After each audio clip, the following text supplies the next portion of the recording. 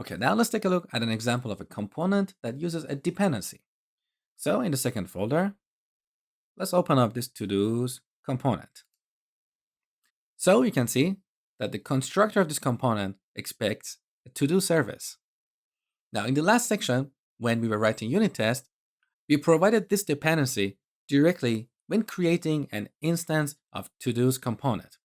But this approach does not work when writing integration tests. Let me show you. So let's go to the spec file.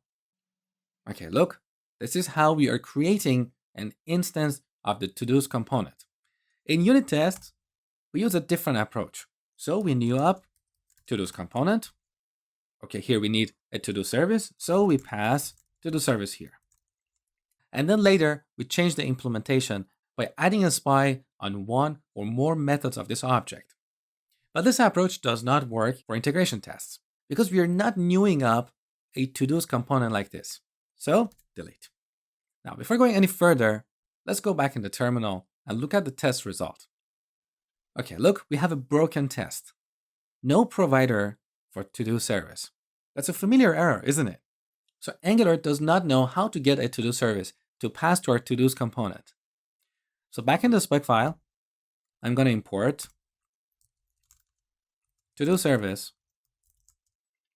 and then register it as a provider in our testing module.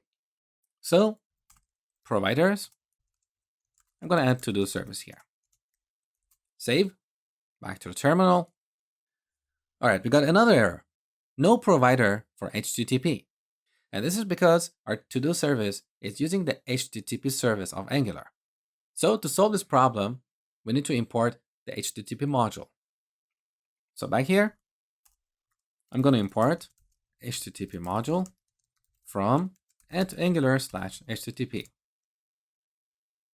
All right, now back in our metadata object, imports HTTP module. Save. Okay, now all tests are passing. Beautiful. So this is how you provide dependencies when writing integration tests. In the next lecture, I'm going to show you how to get access to these dependencies so you can change their implementation using spies.